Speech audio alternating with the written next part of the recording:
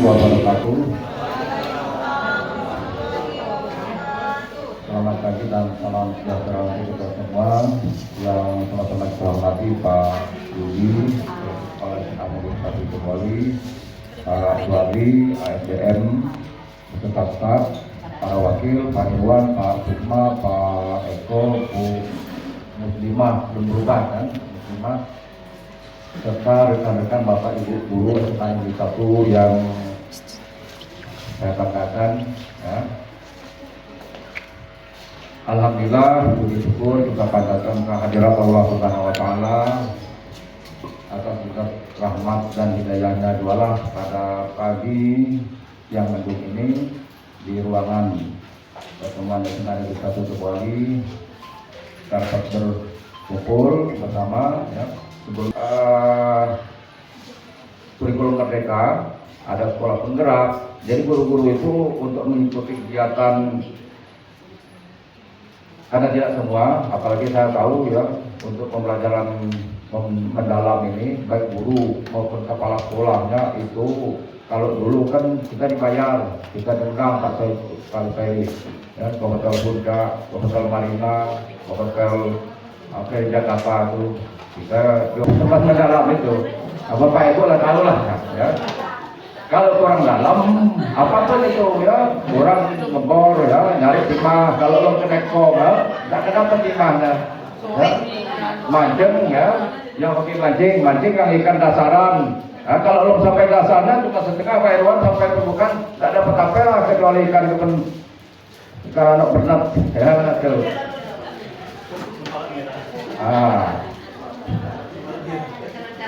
Ya. Jadi hari ini apa yang telah diikuti oleh beberapa guru, antara mungkin Pak Irwan, ya, Bu Mustika Sari, Bu Siopan, termasuk Kepeknya Pak Yudi, Bu Siti Hawa, ya. Jadi tolong kepada kita semua, Bapak Ibu guru, ya, kita ikuti kegiatan ini, jangan sampai nanti ya kita tidak tahu Pak aspek pembelajaran mendalam itu, karena harus disesuaikan kalau salah dalam dokumen kita ya. Ada beberapa hal yang harus kita terapkan, harus kita sesuaikan, termasuk mata pilihan coding dan kecerdasan buatan itu, kecerdasan mata pilihan artifisial ya. Dan itu mata pilihan yang harus disesuaikan juga. Jadi mohon ya, hari ini baik Pak Ibu apa kegiatan. Jadi tolong sampai hari Kamis ini ya, dari kawan-kawan yang telah mengikuti kegiatan ini akan kita imbaskan, akan diimbaskan ke rekan-rekan Bapak Ibu guru. Jadi mari sama-sama ya ikuti dengan serius ya, Pak Guru ya. Acara hari ini dijamin nggak bakal ngantuk karena narasumbernya sangat mempesona. Assalamualaikum warahmatullahi wabarakatuh. Salam sejahtera bagi kita semuanya. Bagaimana Bapak Ibu? Apakah masih semangat? Masih ya, karena masih pagi. Bapak Ibu, sebelum dimulai materi untuk narasumber kita, ada yang tahu nggak sih apa itu ground mindset? Ada yang tahu? Tidak tahu kan? Sama, saya juga tidak tahu. Makanya kita panggil narasumber hebat kita. Kita belajar bersama-sama ya. Pembicara kali ini sudah tidak asing lagi. Beliau lahir di Lubuk Linggau 4 November 1977. Beliau juga guru penggerak angkatan 6. Luar biasa ya Bapak Ibu. Beliau juga pengajar praktik angkatan 10. Beliau juga merupakan fasilitator daerah TOT pembelajaran mendalam pada tahun 2025. Assalamualaikum warahmatullahi wabarakatuh. Alhamdulillahirrabbilalamin. Wassalatu wassalamu ala mursalin Sayyidina Muhammadin wa ala alihi washabihi ajmain. Rabbi shrah li sadri wa yassir li amri wa hlul 'uqdatam min lisani yafqahu qawli. Amma ba'd. Apa kabar Bapak Ibu guru hebat? SMA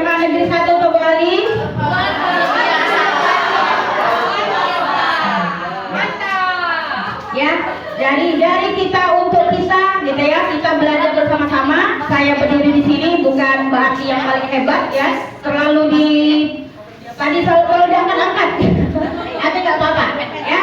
Intinya kita sharing ya, jadi sharing apa yang telah saya dapatkan dari pelatihan TOT pembelajaran mendalam, dan saya bagikan atau saya sharingkan kepada Bapak Ibu guru hebat di SMA Negeri 1 Tobaling. Terima kasih atas kesempatannya. Mohon izin Bapak Kepala Sekolah, Bapak Wakil, dan teman-teman sekalian, saya berdiri di sini untuk berbagi ya, yang tadi apa yang telah saya dapatkan di pelatihan TOT pembelajaran mendalam. Bapak Ibu tahu apa itu grow mindset? Tahu, pasti tahu, pura-pura ngakal aja. Ya, oke, kita pakai bahasa Indonesianya ya. Grow mindset itu adalah bahasa Inggris, kalau bahasa Indonesianya adalah pola pikir bertumbuh. Ya, saya lihat contekan dulu. Ya, nah di sini ya, hati-hati dengan pikiran. Pikiran akan melahirkan perkataan. Hati-hati dengan perkataan. Perkataan akan melahirkan perbuatan.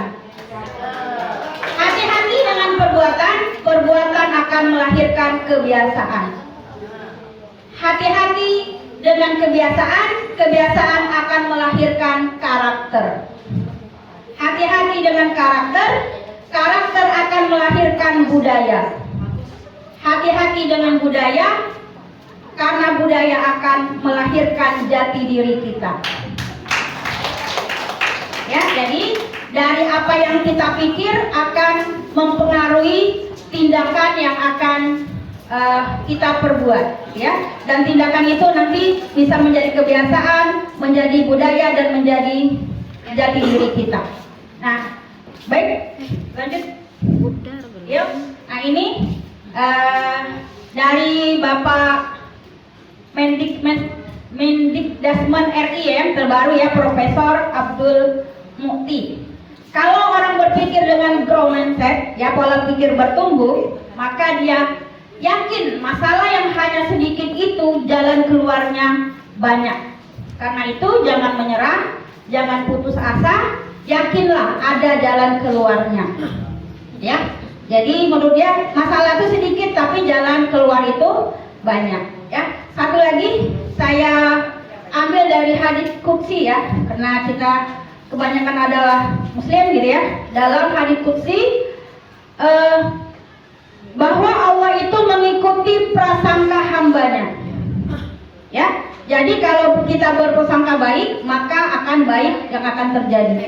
Apabila kita berprasangka buruk maka seperti prasangka kita lah yang akan terjadi. Ya, nah itu prasangka tadi dari pikiran.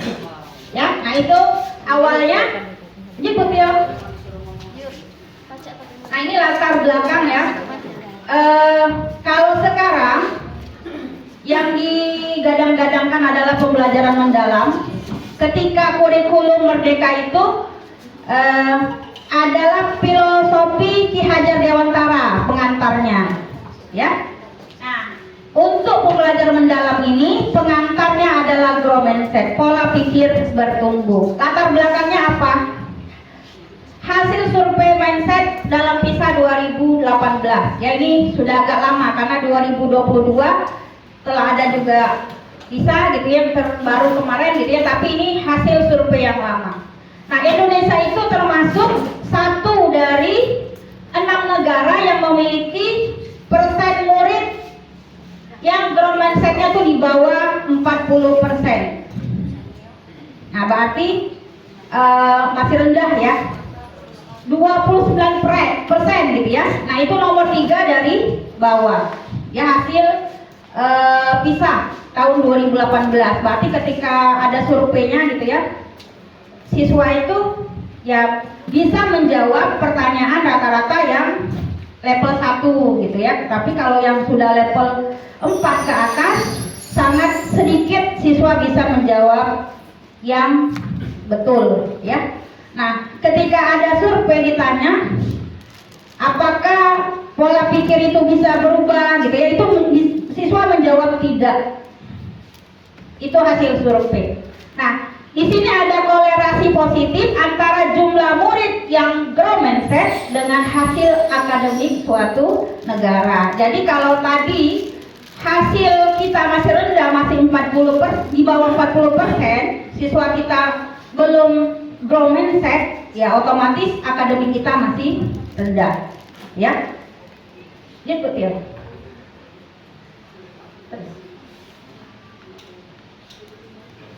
Nah, Bapak Ibu, pola pikir adalah segalanya. Pola pikir ya mendikte tindakan yang dilakukan serta akan menentukan hasil yang diperoleh. Ya seperti tadi kita berhati-hati dengan pikiran, karena pikiran itulah akan mendorong atau mendikte apa tindakan kita selanjutnya.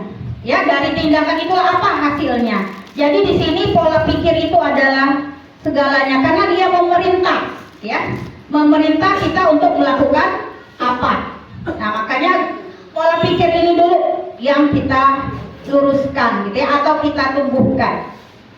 Ya, karena pola pikir mendikte tindakan apa yang dilakukan dan menentukan hasil yang akan diperoleh. Lanjut betul ya. Nah, pola pikir lebih penting dari keterampilan. Pola pikir atau mindset adalah fondasi dari keterampilan. Pola pikir merupakan cara melihat dan cara berpikir saat menghadapi masalah. Nah, kalau kita ada masalah, kalau orang yang berpikirnya mungkin tenang gitu ya, atau berpikirnya benar, lurus, maka dia akan melakukan tindakan hati-hati gitu ya, berpikir panjang istilahnya ya, berpikir jernih. Tetapi kalau dia punya pola pikir yang sempit, tentu saja dia akan bertindak hal-hal yang tidak diinginkan atau hal-hal yang di luar norma. Maka di situ pola pikir ini sangat menentukan, gitu ya, sangat penting, lebih penting dari keterampilan. Jadi kalau terampil tapi pola pikirnya sempit, nah maka tindakannya ya tidak sesuai dengan keterampilan yang dia miliki. Bapak Ibu, mengapa manusia itu berbeda-beda? Kira-kira? Ya, kita semua di sini ya, seluruh guru SMA Negeri 1 Toboyan ini, kita adalah individu yang berbeda-beda, benar? Nah, dengan keahliannya, dengan keunikannya, seperti itu ya. Nah, kira-kira apa yang membuat manusia itu berbeda-beda?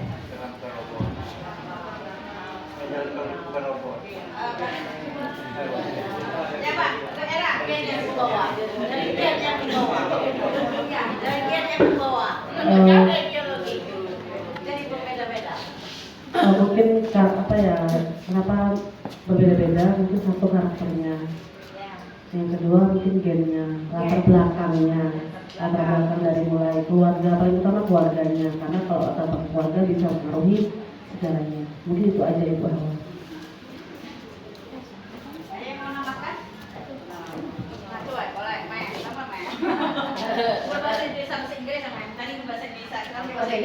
Ya boleh. Apa ya, orang tua berbeda gitu. Iya, orang latar belakang pendidikan, lingkungan, keluarga, budaya, pengalaman yang pasti, pengalaman kita menghadapi hidup, membentuk karakter kita untuk menjadi seseorang. Kalau kita sering dibully, mungkin akan menjadi seseorang yang suka ngebully nantinya, ya. Atau sebaliknya akan menjadi pribadi yang sangat penakut, gitu. Atau sebaliknya, iya. Terus dia jadi preman, mungkin latar belakang dia berada Seperti apa? Maka keyakinan yang tumbuh di dalam diri kita masing-masing itu berbeda, gitu ya. Nah, jadi kumpulan keyakinan yang akan menentukan cara seseorang melihat dan berpikir terhadap sebuah kejadian atau peristiwa. Jadi hasil didikan yang kita terima, hasil tempaan di lingkungan tempat kita tinggal, maka terbentuklah keyakinan di dalam diri kita. Itulah yang membuat kita mempunyai kepribadian yang berbeda-beda, cara pandang terhadap suatu masalah juga berbeda, cara menyelesaikannya juga berbeda-beda. Ya. Nah, Bapak Ibu tadi berbicara pola pikir. Sekarang ada 2 jenis pola pikir. Yang pertama itu growth mindset yang selama ini didengung-dengungkan, terus fixed mindset.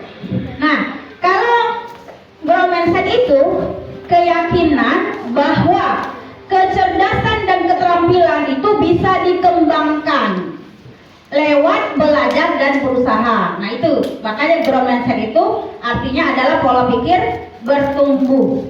Ya, suatu keyakinan bahwa kecerdasan itu bisa diasah lagi. Gitu ya, keterampilan, kecerdasan itu bisa dikembang melalui belajar dan berusaha. Tetapi yang pola pikir fixed mindset itu keyakinan bahwa kecerdasan, keterampilan itu bersifat tetap yang tidak bisa diubah. Ya. Nah, makanya ada istilah PPB, pola pikir bertumbuh. Dan PPT, pola pikir tetap. Itu ya, jangan kaget misalnya kalau Bapak Ibu mendengar PPT.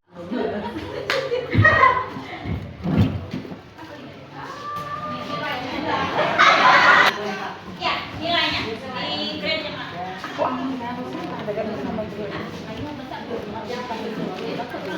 Grand totalnya 47.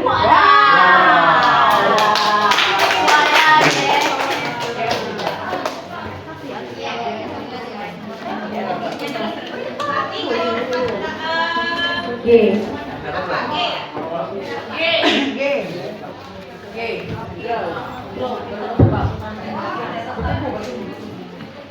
Ya. Mereka mencoba berpikir tidak ada bisa, ketika bisa langsung kompak. Wow, keren.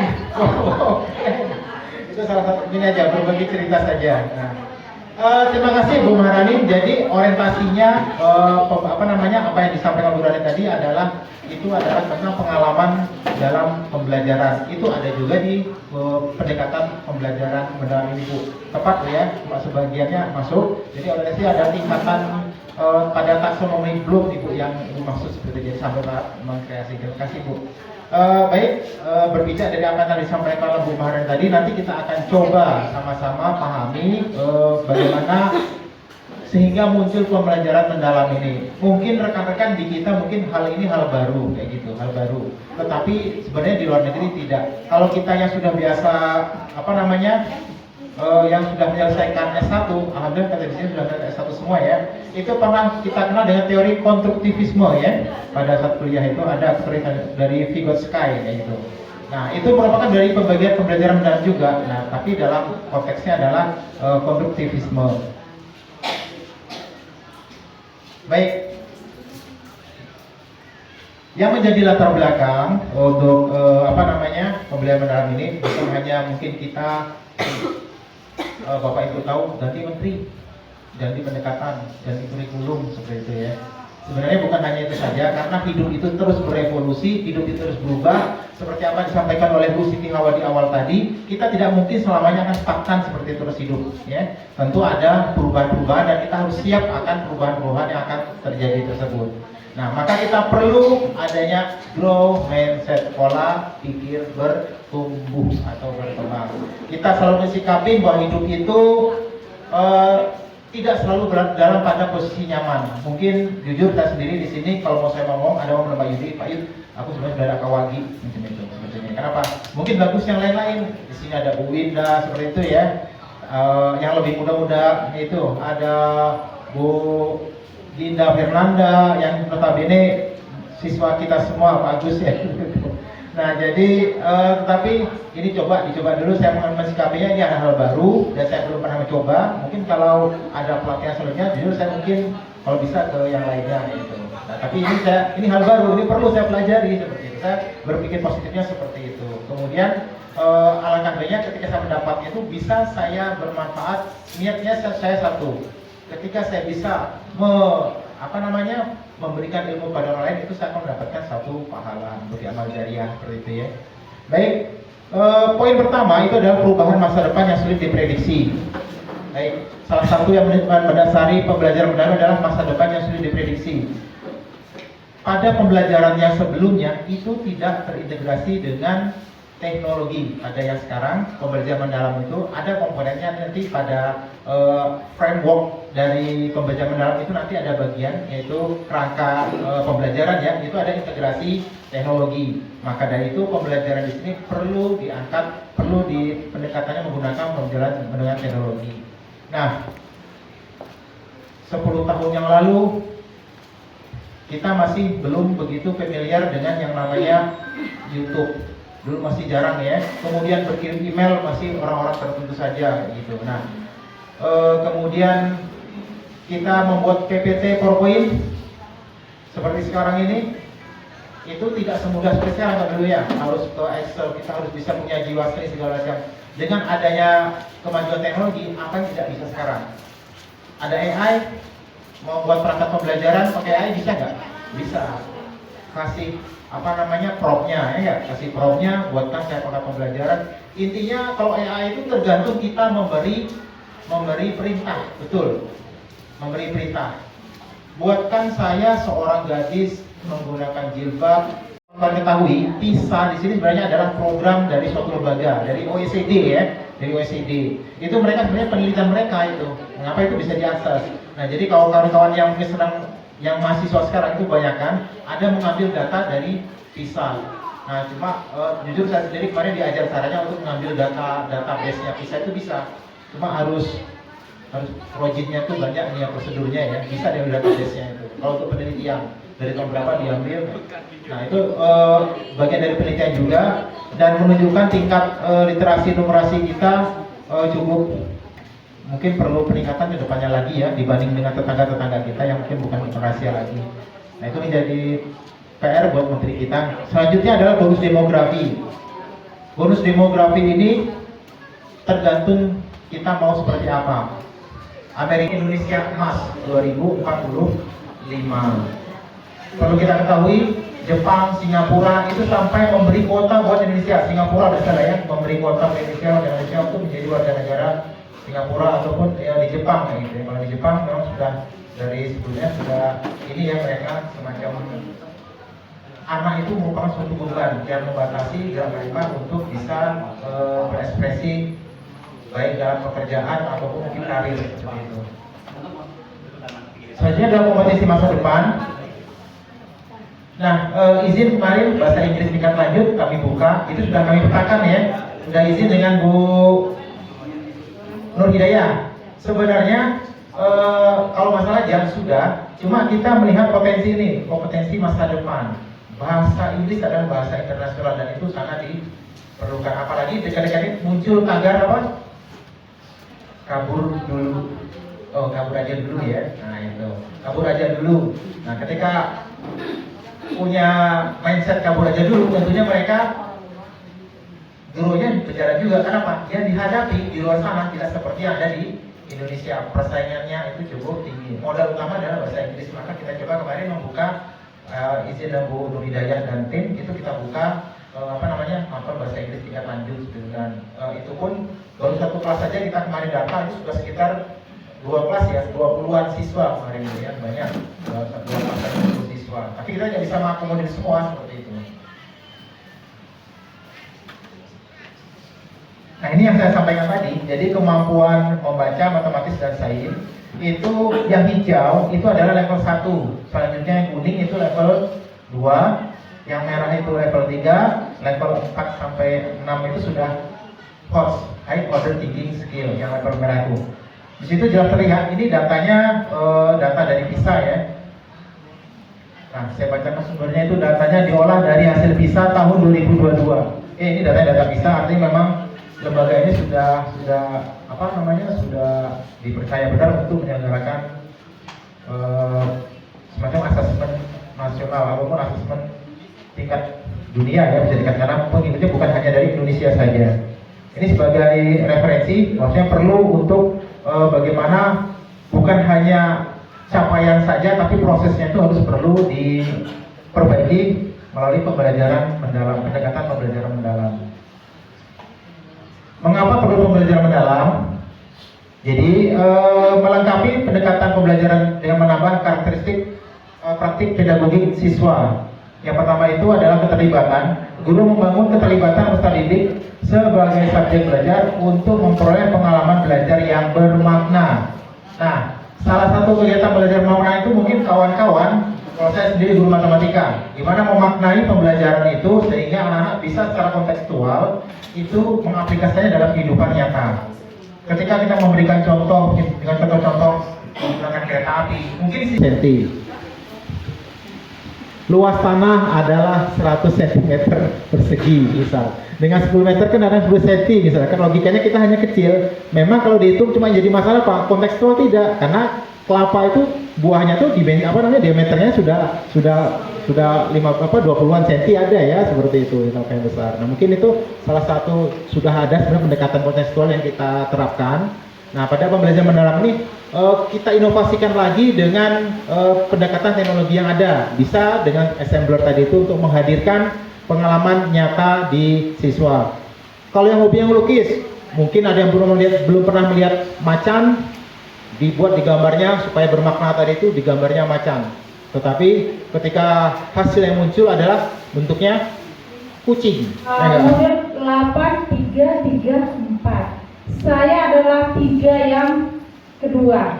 Kira-kira Bapak Ibu pengalaman belajar itu kira-kira apa ya? Dari gambar ini apa kira-kira Bapak Ibu?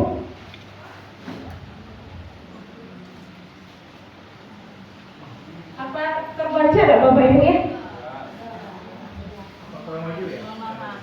Memahami, mengaplikasi, merefleksi. Terima kasih Bapak Ibu. Berarti materi saya sudah selesai karena Bapak Ibu sudah paham.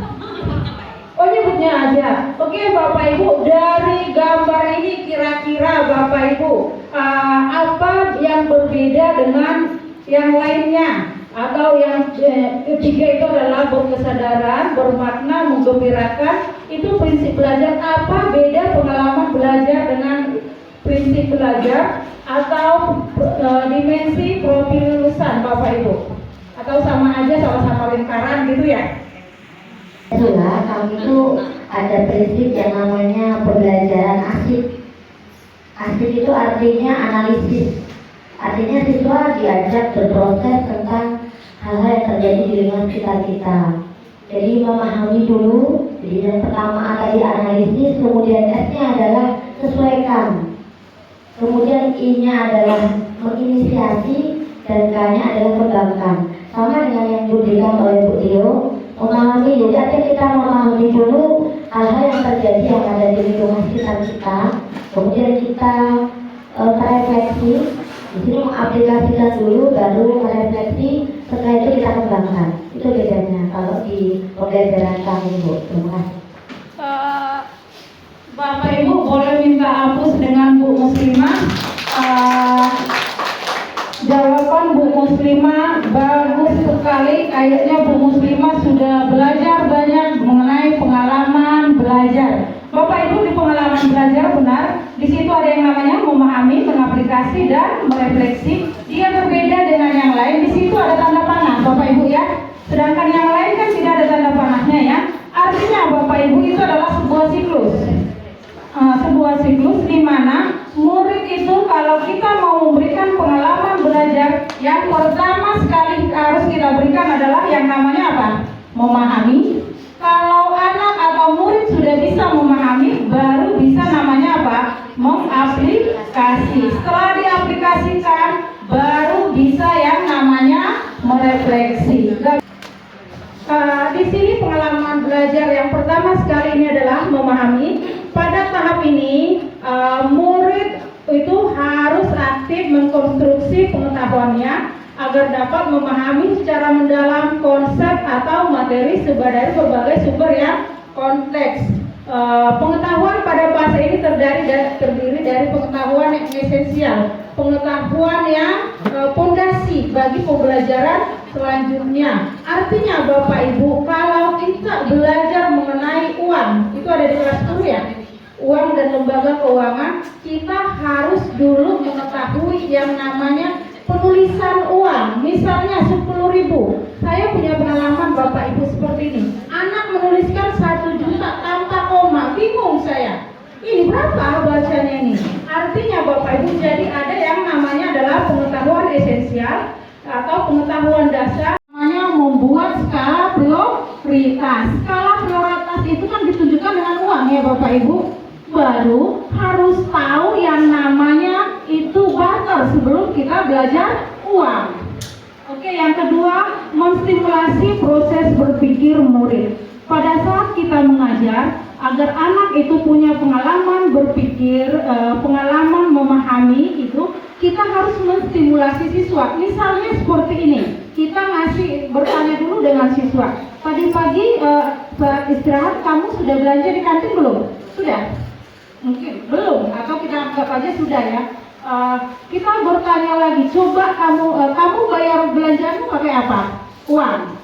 Kalau kamu misalnya kembali ke zaman dulu ada barter, kira-kira gimana solusinya?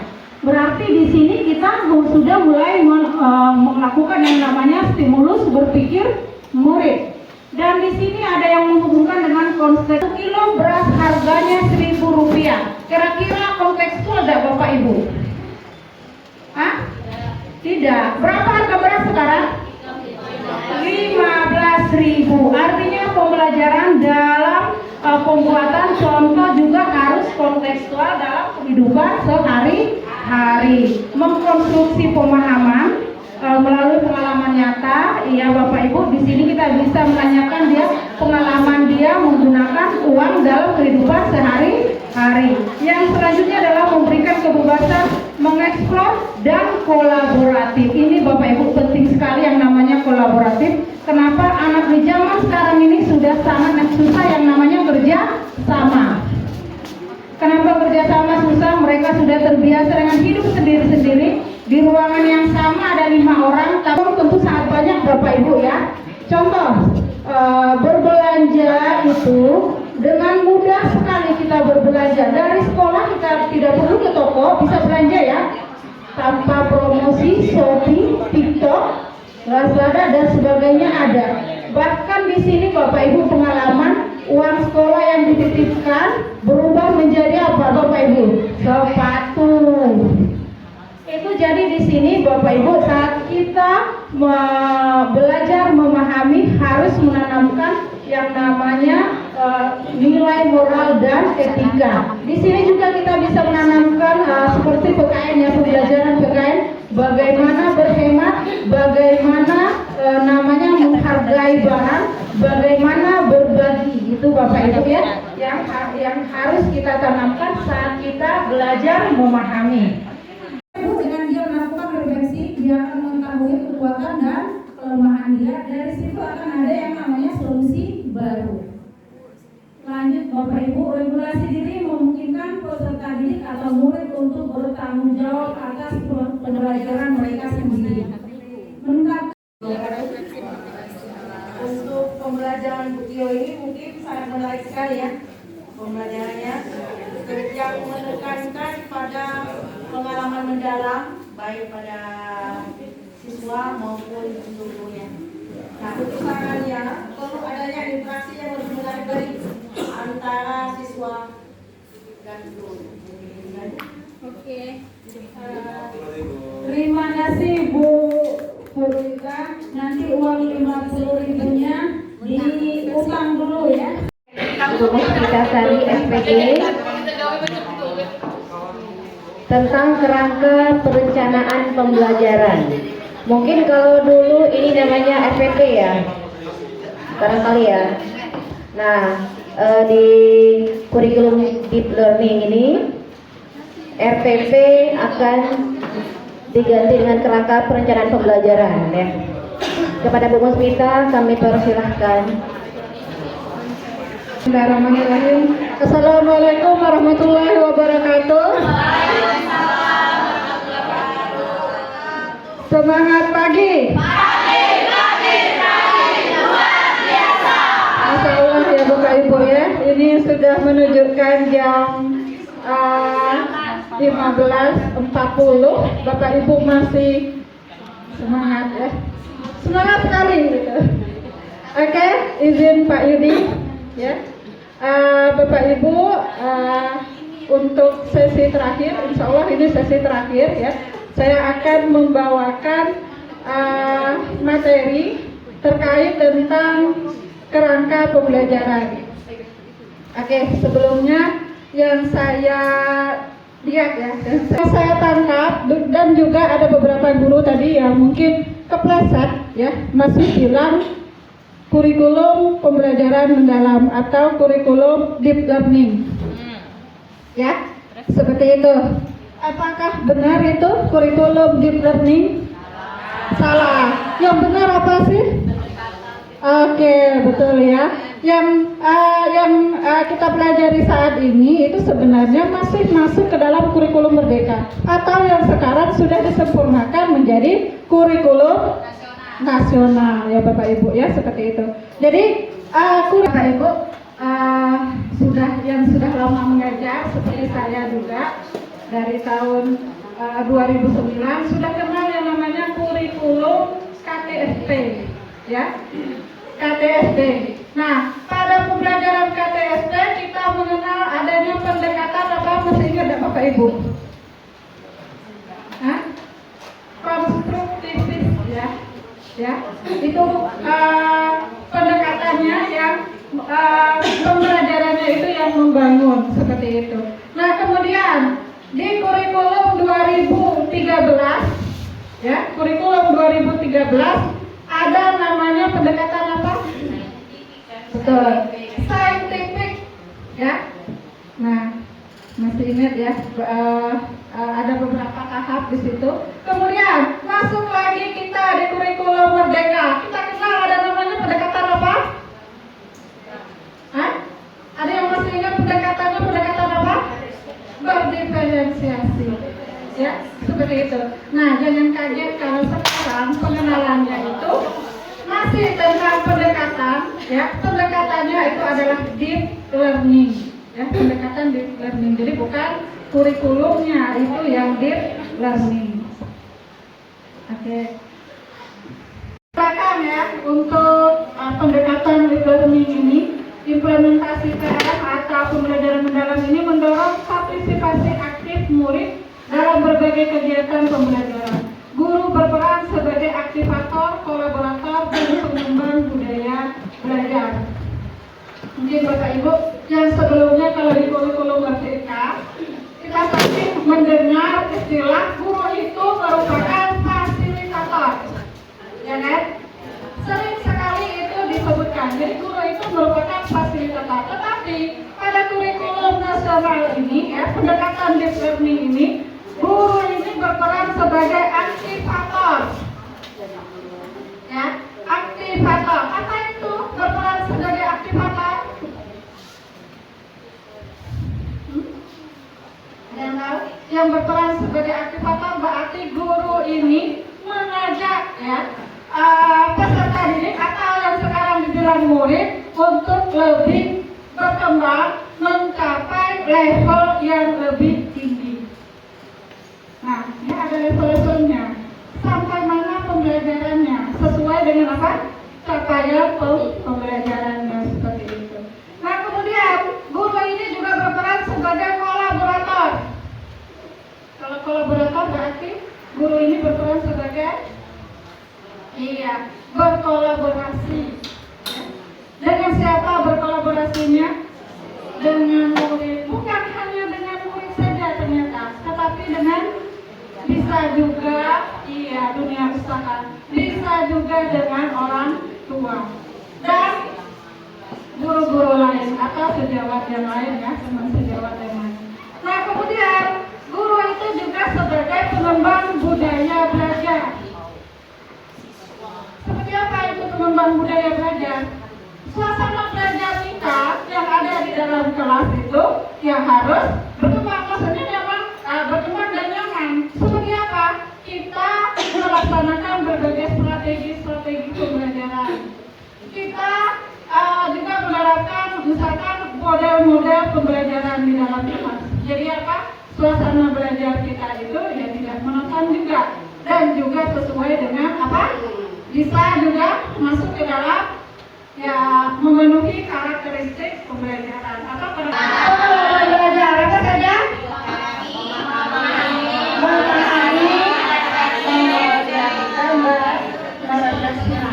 Kemudian yang keempat ini tentang kerangka pembelajaran. Yang mana kerangka pembelajaran yang ada di sini? Kerangka pembelajarannya yang mana yang ada di sini, Bapak Ibu? Oke, yang pertama itu adalah praktis pedagogis. Bukan praktis ya. Praktik pedagogis. Kemudian yang kedua itu adalah lingkungan pembelajaran. Yang ketiga tentang pemanfaatan digital, ya. Yang keempat tentang kemitraan pembelajaran. Bapak Ibu, dari 8, 3, 3 dan 4 itu nanti itulah yang kita masukkan ke dalam rencana pelaksanaan pembelajaran nanti, ya. Jadi yang apa yang kita pelajari hari ini itu masuk ke dalam yang kita bilang RDP, ya. Nah, outputnya nanti memang di apa namanya pelatihan ini, ya, kita bisa menyusun RDP untuk observasi nanti. Jadi dalam identifikasi ada kesiapan murid memahami karakteristik materi pembelajaran dan menentukan dimensi profil lulusan, ya. Kemudian ada desain pembelajaran. Nanti akan menentukan tujuan pembelajarannya. Kemudian, nah ini nanti yang akan kita bahas, menentukan kerangka pembelajaran yang 4 tadi, ya. Kemudian ada asesmen, kemudian ada yang ketiga dulu pengalaman belajar, kemudian ada asesmen. Nah ini yang akan dimasukkan ke dalam RPP kita nanti. Agak beda ya Bapak Ibu, ya. RPP kita K13 dengan kurikulum yang sekarang ini, ya, pendekatan deep learning itu memang agak beda. Dari susunannya itu juga berbeda. Nah, akan kita ulas nanti yang untuk desain pembelajaran apa saja sih yang akan dimasukkan di dalam RPP ini, ya. Oke, ini saya skip aja dulu, ya. Sama ini. Nah ini nanti sebenarnya berhubung kita pun pelatihannya memang sangat singkat sekali, ya. Sebenarnya untuk ini taksonomi Solo ini yang sering digaungkan sekali, ya, pada saat RPP kita ini menggunakan PN atau pembelajaran mendalam. Kalau sebelumnya kita mengenal untuk proses pembelajarannya itu menggunakan taksonomi Bloom, ya. Ya, saya juga sempat menanyakan itu pada saat pelatihan hari Sabtu kemarin, Pak, ya. Pak, belum aja belum begitu kita implementasikan, ya, di dalam proses pembelajaran, di dalam membuat asesmen. Tetapi ada lagi yang namanya solo, ya. Tapi kalau untuk sesi ini nggak solo, kita bilangnya model pembelajaran di RPP, seperti itu, ya. Pendekatannya apa? Modelnya apa? Pendekatannya apa? Kemudian metodenya seperti apa? Atau strategi lengkapnya itu seperti apa pembelajaran? Langsung itu seperti itu. Nah, kalau sekarang ini include ke dalam praktek pedagogis, ya, seperti itu. Nah, contohnya ini pembelajaran berbasis inquiry. Berarti berbasis inquiry ini, ya, apa itu? Termasuk model atau apa? Model, ya. Inquiry itu model. Kemudian pembelajaran berbasis proyek. Berarti pakai PJBL. TBL. Nah, kolaboratif ini, ya. Biasanya kolaboratif ini kita sebut sebagai apa? Discovery, ya. Discovery learning. Kemudian ada pembelajaran STEM, ya. Nah, kemudian berdiferensiasi ini masuk ke dalam pendekatannya, berdiferensiasi dan sebagainya.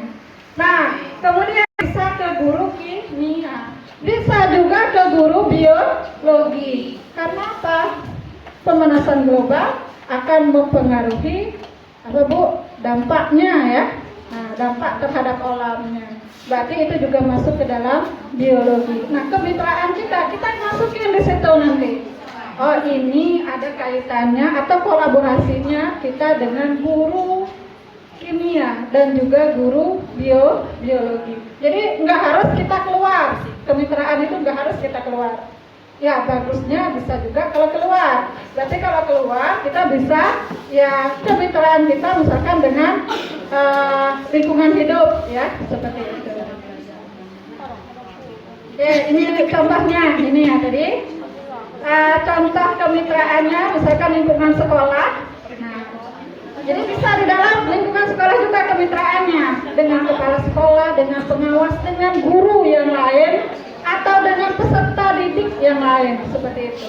Nah, kemudian lingkungan luar sekolah ya MGMP, mitra profesional dan sebagainya. Ya, kemudian masyarakat bisa juga dengan orang tua, bisa juga mendatangkan orang tua untuk mengisi materinya itu terkait dengan pelajaran tersebut seperti itu. Oke, yang ketiga ini lingkungan angka 10. Oke, Bapak Ibu, inilah yang bisa saya sampaikan ya. Sebenarnya pelatihan selama 6 hari yang kami lakukan 6 hari ya, itu sebenarnya satu kesatuan, itu ujung-ujungnya itu membuat RPP-nya itu seperti apa, RPP pembelajaran mendalam itu bentuknya seperti apa, seperti itu. Nah, ya memang tidak mudah, kita berproses di sini ya, seperti kalau kita punya mindset tadi bertumbuh ya, mindsetnya itu grow, berarti istilahnya kita dari awal itu kita kosongkan dulu gelasnya ya, agar apa? Segala sesuatu yang baru, segala sesuatu yang positif itu bisa masuk seperti itu. Jadi kalau Bapak Ibu sudah mengisi gelas tersebut, nanti dapatnya itu sedikit seperti itu. Ya, itu saja yang mungkin dapat saya sampaikan. Akhir salam, wassalamualaikum warahmatullahi wabarakatuh.